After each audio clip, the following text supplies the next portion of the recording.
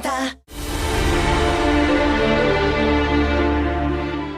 Hello everybody, Ivysaur. I'm back at it again to give y'all another exciting, cool, simple, sweet review over Pocket Monsters 2019. And this time I'm going to be reviewing Episode 3, Ivysaur is Quite Mysterious. Don't you think so? And if you haven't already watched my Episode 2 review over Pocket Monsters 2019, you can go ahead and click that card in the corner and check that video out, and then come back and watch this one though. But okay, so here we go. At the very beginning of the episode, we basically see Mr. Mind just kind of walking up in there. We're just seeing this mind acting like it has a vacuum or whatever though. I thought that was just kind of a little bit funny like that. Like, he's not really holding anything though, but he was able to suck the covers off of Ash. And I guess Go managed to beat Ash for that top bunk, as we saw, at the very beginning of that episode though. A little unfortunate for Ash though, but hey, it is what it is when your two bros kind of going neck and neck at it though. But anyway, they're waking up and they're having breakfast. And, they're having a good time or whatever, though. And then Kaharu comes up in here and then goes like, hey, Kaharu, good morning.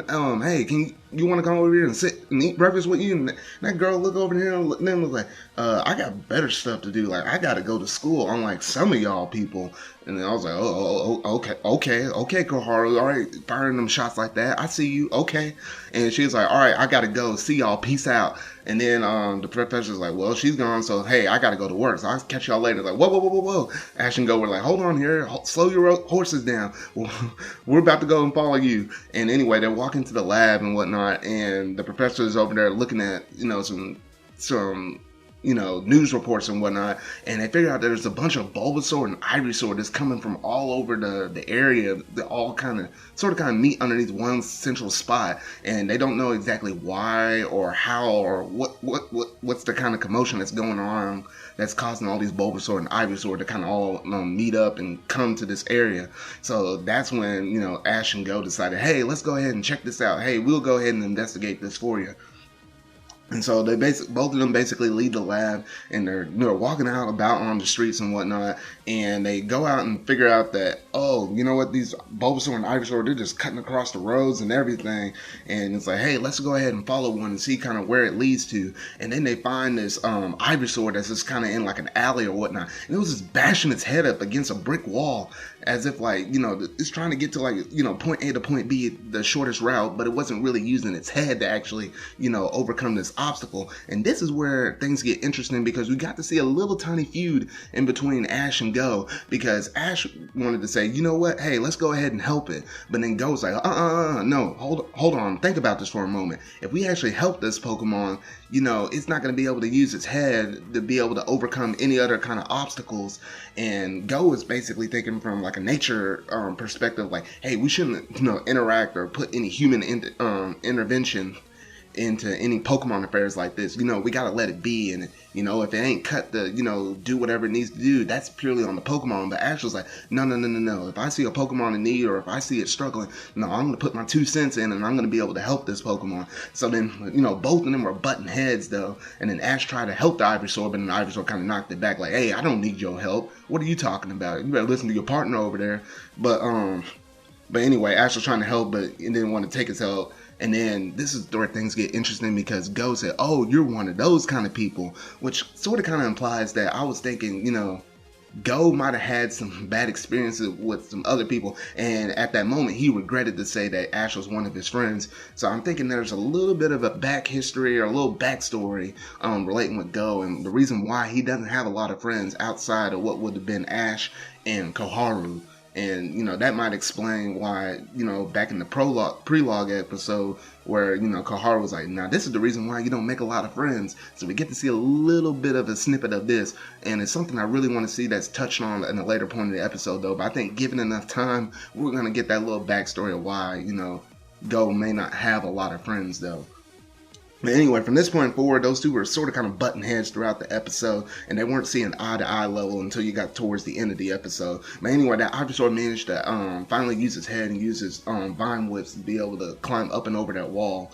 And we both see, Ash and Go climb over that wall, and we can tell that Ash is a little bit more of the athletic one as compared to Go, where he doesn't have like a lot of upper body strength in general. Like, does that dude even lift? But I mean, it is what it is, though. But anyway, they managed to find all of these Bulbasaur and Ivysaur, and they were all basically walking towards this big old tower.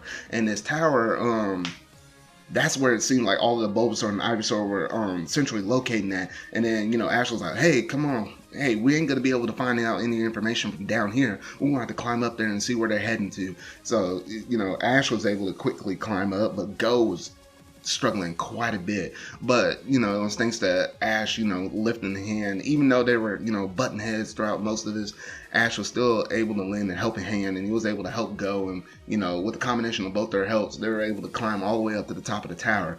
And then basically they saw all of these Ivysaur and Bulbasaurs. They were just basically sunbathing. And then Ash was like, you know what, let me just go ahead and get down here with them, get snuggle and get a little cozy, and let's see what this is all about. And then Go kind of looked at him like, what the heck are you even doing, man? But he was like, you know what, I'll try it, whatever. And he started to actually enjoy it as well. And then for a brief moment, we were about to see all these Ivysaur evolve, and then it stopped because this is where Team Rocket finally comes into the fray, because this is the first time they're actually making like an actual appearance, you know, seeing, you know, Ash along with, you know, with Go now.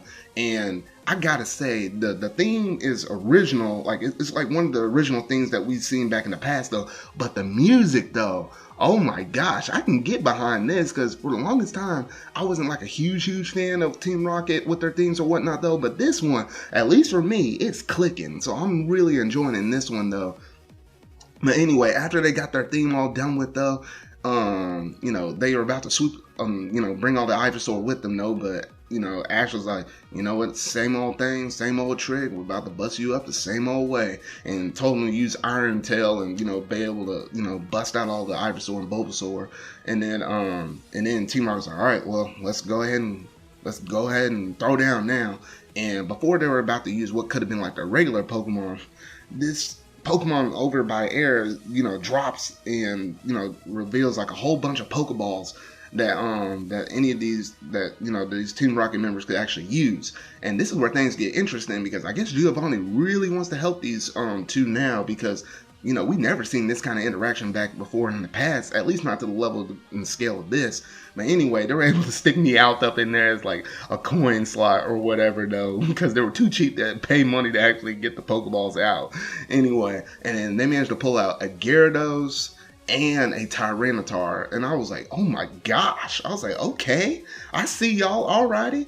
And they're basically going to battle, and I was like, man, the soundtrack with these two battling Ash, and it was basically a 2v1, so it was a really unfair match, though. But the soundtrack with this, oh my gosh, man, I really want this OST already so bad, because this mess sounds so cool.